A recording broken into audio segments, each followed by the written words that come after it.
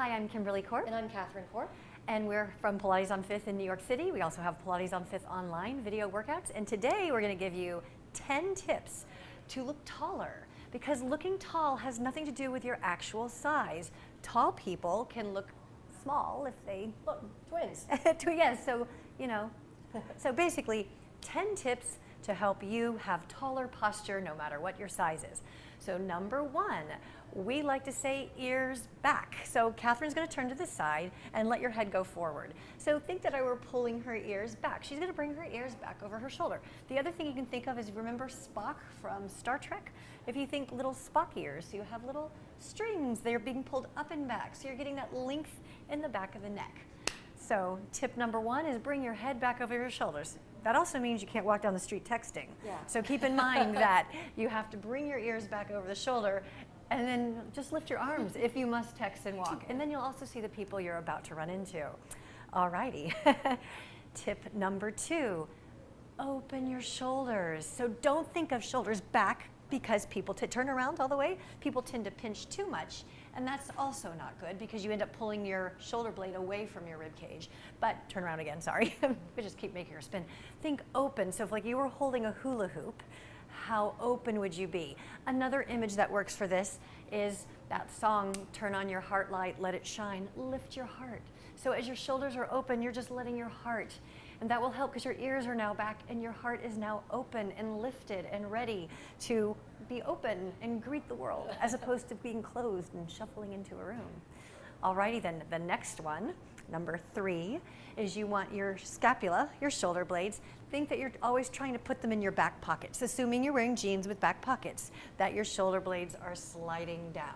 So you want to think that your shoulder blades here are sliding down. So Katherine's going to lift her shoulders real quick. So yeah, that's how most of us walk around, and I'm guilty of it too, is just being slightly elevated, especially when it's cold, like it's been 10 or below, and you tend to do this. So make sure you let those shoulders fall down, and the scapula are always sliding into your back pocket. So that was number four, is the scapula sliding into your back pocket. So while we've got our open shoulders, chest is lifted, ears are back, you also want to think that your head is just floating on top of all this, like a balloon. So your spine is the string and your head is floating.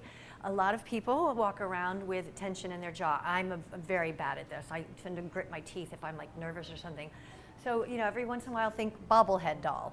And so show the difference between the two so that it's not like, this tends, or just let it all go, right.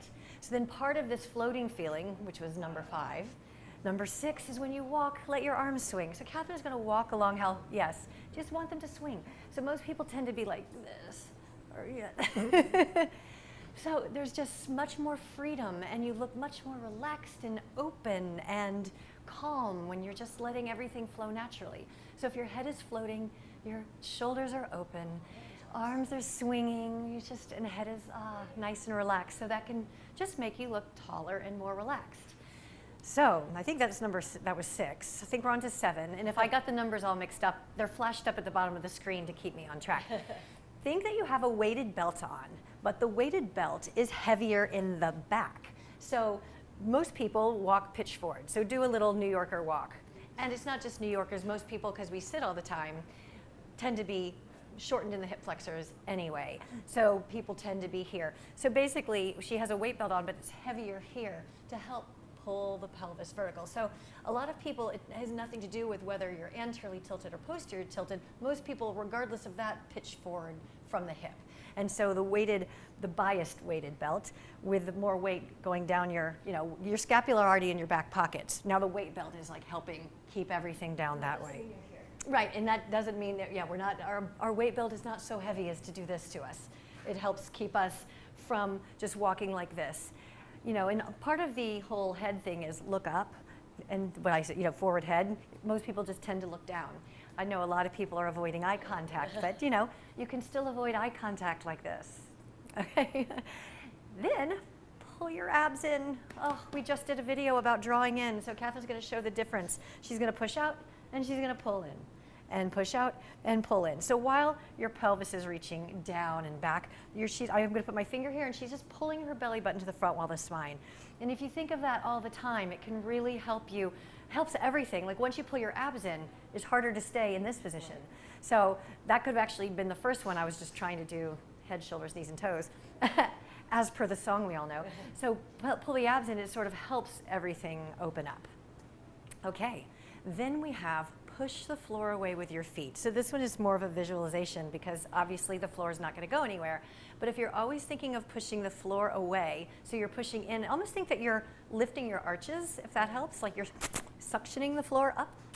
And you're finding space in your ankle joint, your knee joint, your hip joint. You're lengthening your spine out of the pelvis. You're lengthening your head off your shoulders because it's the balloon that's floating. Yes. And your ears are reaching up and back. So hopefully that will help. And when you're waiting in line, it's very easy to wait like this. It's easy to do all the other things. So if you just center yourself, stand evenly, and you can push the floor away with your feet. And so that can help keep everything up and lifted. Okay, now we're on to the gait. So it's very important when you walk to get hip extension. So Katherine, show us what proper hip extension is when walking. You want to, yes, and now turn around and come the other way and show what you don't want. You don't want arching the back, like you don't want, yeah. So yeah, we have many, yeah. So you don't want to like shuffle, but the main thing is just stop real quick. The main thing is when you take your leg, actually come just back, just so we make sure you're in the frame. When you take a leg back, you don't want it to come out of your lumbar spine. Yeah, so just swing your leg a bit, forward and back. Yeah, so you want nothing happening in the lumbar spine, and your hip has 20 degrees of extension available. Some books say 15. So between 15 and 20 degrees of extension available to it before the lumbar spine has to extend to accommodate the hip extension. So when you're walking, and Katherine, just pace back and forth while I babble, and I'll get out of your way, think of leaving your back foot on the floor just a second longer, right? Yep. And that way you get a nice lengthening of the hip flexors, but don't let that come at the expense of your lower back. So if you just think your back toes stay on, your back heel can't stay on, but just think those toes stay just a split second longer on the floor, and that gives you a longer stride, which can be very elegant or gallant if you're a male. You can look very nice, and it helps keep that upward feeling because your hips are moving forward because your weighted belt is there and your heart is lifted and your toes stay a split second longer. Finally, when you're walking, try not to lumber side to side like so. We don't have a lot of space depth-wise, but it's kind of, yeah, don't do that. So it's almost like you've got a wide balance beam. We're not saying walk like it's an actual 4-inch balance beam. But think to yourself when you're walking down the sidewalk or the mall or whatever, that you're going to stay within, so it's, you know, not one foot in front of each other so you look ridiculous, but your foot should go in front of where it was before. Nothing like that. And if you're texting and walking, that is what is happening. I can tell you that right now. So since we live in New York City, texting and walking is a big deal. At least it drives me crazy. But that's one thing that helps you look nice and tall, is if you're walking tall. You know, notice if I'm kind of doing that, I immediately, versus some elegant, gallant walk.